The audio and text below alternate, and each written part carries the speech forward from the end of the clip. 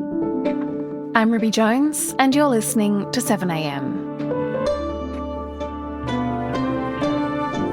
The seat of Farah in New South Wales has been empty since the resignation of former Liberal leader Sussan Ley. Today, a new member will be elected, and while the race is tight, One Nation's David Farley is ahead in the polls. He'll be picking up coalition preferences, but faces a strong challenge from independent Michelle Milthorpe. So will One Nation win its first ever federal lower house seat? And if so, what will that signal for the future of Conservative politics? Today, ABC election analyst Casey Briggs on the fight for Farah. It's Saturday, May 9.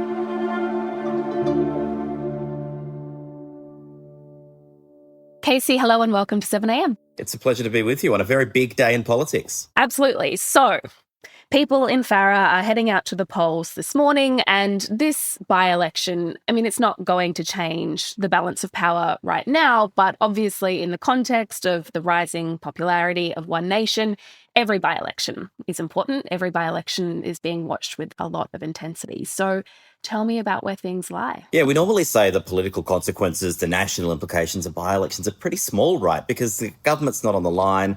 There are lots of different issues, lots of different candidates. In this case, Labor's not even contesting this election. So we're not getting the sort of true picture of the national support of any parties here. But having said that, this is clearly a more important by-election than we've seen in a very long time in Australia, because it's this important test to see how our voters, particularly on the Conservative side of politics and particularly in regional parts of Australia, thinking about their options when it comes to elections. One Nation is desperate to prove itself after more than 1 in 5 people voted for One Nation in South Australia's election in March. They won 4 lower house seats in that election. One Nation is now desperate to prove that it can win a federal lower house seat. If it does, then this will be its first ever lower house electoral win at the federal level. And so that would be a very significant moment. But it's such a sort of complicated contest, Ruby, because you've got this independent, Michelle Milthorpe, taking a second crack at this seat. She came within about 6% of winning this seat, came closer to winning the seat than Labor has in 50 years. I'm really passionate about regional equity and making sure that people who live in the country can stay there doing what they love the most. She now would need to tap into the remaining, find more people to pull into her camp, while the Liberals and Nationals, coalition partners, are also going at this election and competing against each other. But everything that we're hearing out of the leadership of the two parties is sort of suggesting that they're feeling pretty pessimistic about their chances. Can we talk more about the seat itself? Because the reason this by-election is happening in the first place is because of Sussan Ley, the former Liberal leader, her resignation. She was the member for Farah for 24 years. So traditionally, obviously, a very safe coalition seat. This is a seat that the coalition's always held. It's never been anything other than a Liberal or a National seat since it's been created in 1949. And it's got some pretty big names associated with it. Obviously, Sussan Ley, a former leader of the party, and her predecessor was Tim Fischer, who's a giant of the Nationals Party. So the Liberal Party feel, some ownership over this part of the country, because it is quite literally where the Liberal Party of Australia was sort of founded, if you can point to any one place. But the other thing is, this is a huge seat, 126,000 kilometres. It's bigger than many small countries, bigger than South Korea, Iceland. It's almost the size of Greece.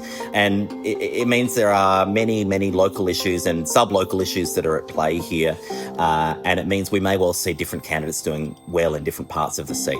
And so what we might end up seeing is this dynamic where Michelle Milthorpe, as she did last time, is going to take a big chunk out of what would formerly have been the Liberal Party vote, especially in a city like Albury, where Michelle Milthorpe won last year. But outside of Albury, One Nation might end up doing really well and clobbering what would otherwise have been, you would think, Nationals vote.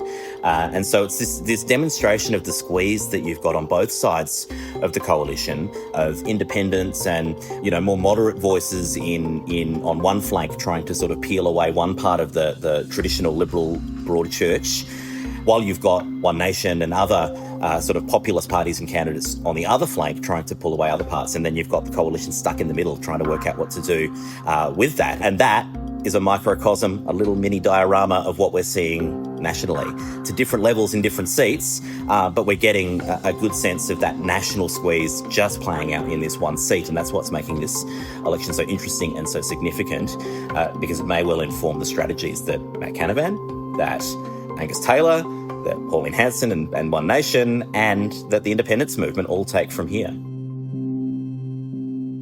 Can we talk a little more about One Nation's campaign? Because there's also been these signs that have appeared expressing support for Ben Roberts-Smith, who has, of course, been charged with war crimes. So what do you make of that?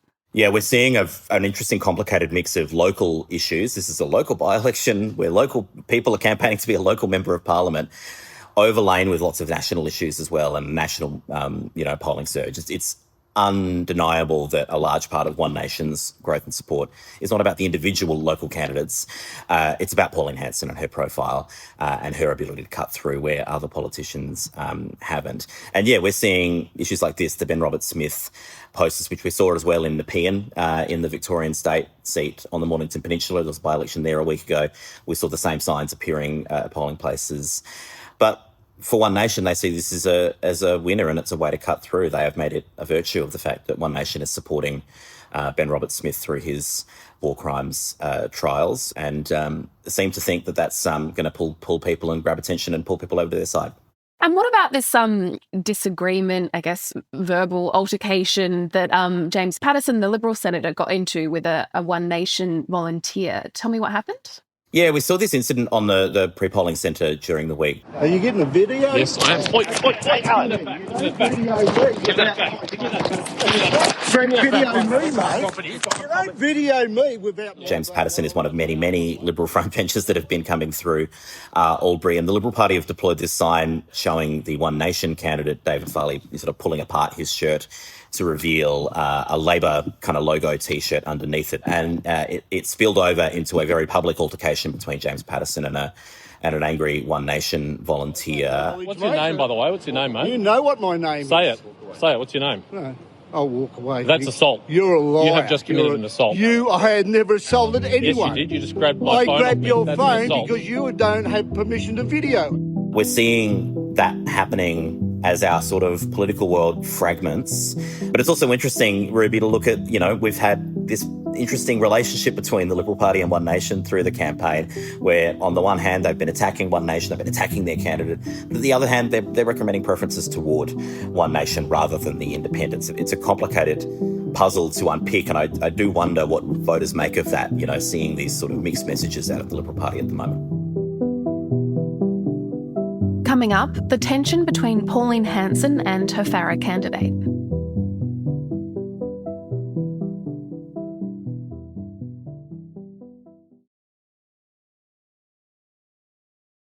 Casey, can we talk a bit more about the substance behind that polling booth fight? Because Dave Farley, One Nation's candidate, he does have a kind of mixed political history that's come out. So tell me a bit more about his allegiances over the years. What do we know? Yeah, so we know he's a former Nationals member. He's admitted to flirting with the idea of joining Labor or running as an independent.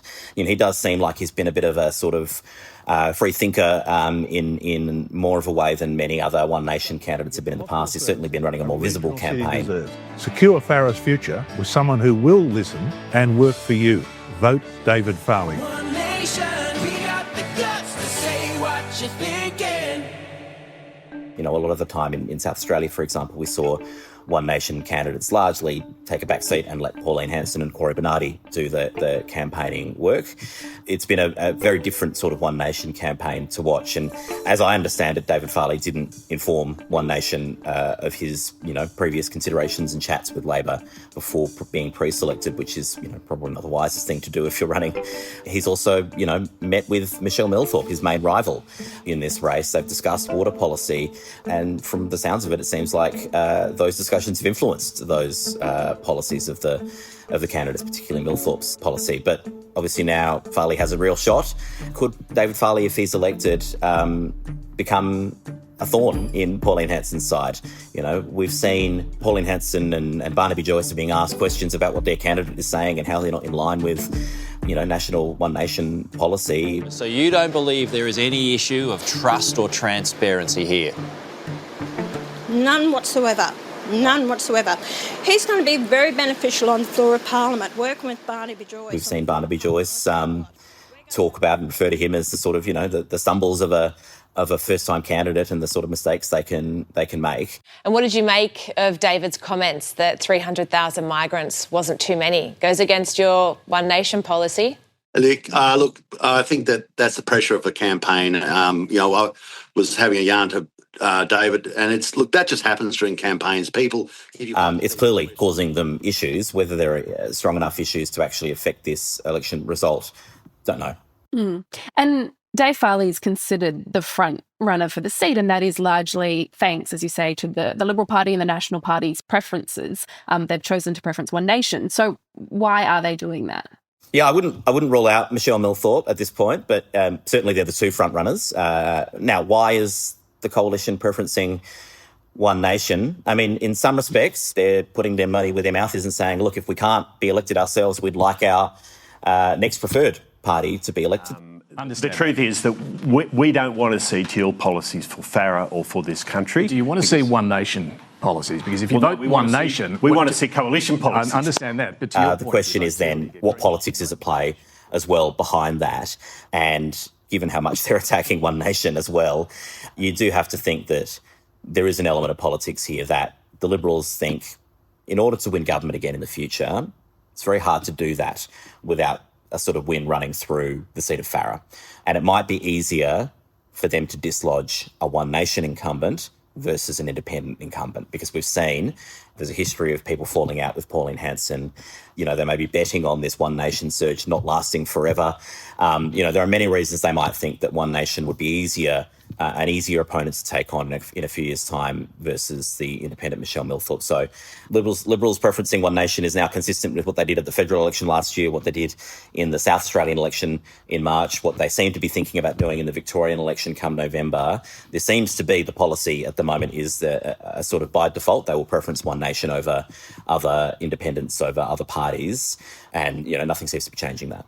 And I know you're saying at this point, Casey, it's still too close to call. But let's say that Dave Farley, he does take Farah. If that happens, what will that say to you about the power, the growth, the popularity of One Nation, and where would that leave the Liberals and the National Party? Well, it would tell us that One Nation truly has become a real political force in this country. Now, it wouldn't necessarily tell us a whole lot about the results of the next election, but it would tell us they're definitely in the hunt to win a significant number of seats, especially Nationals-held seats, because they may be the ones that feel this the most. Worth remembering, most of the seats around Farah, that touch Farah, are Nationals-held, not Liberal-held. And so it would tell us quite a bit about the battle between One Nation and the Nationals, and it would prove that this polling surge we're seeing at the federal level, like we saw in South Australia, is real and is converting into votes, and they need to be taken seriously as a political force. What it doesn't tell us is what do One Nation do with the power once they are elected, right?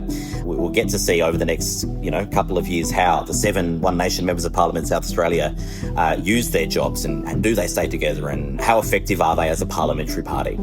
This One Nation surge we've seen has happened in the course of less than a year, and the next election is more than a year away. So, there is plenty of time for things to change still, but it's an important point in time marker. It tells us something real about the support of One Nation and the populist right. And I will have thought that all political parties, including Labor, we should say, would all be taking that result very seriously and thinking about the implications for their own parties, their own campaigns, and for the government, how they govern, because there are risks here for Labor as well, especially in the outer suburbs of some of our capital cities. Well, Casey, thank you so much for your time. A busy weekend ahead, I'm sure. Thank you.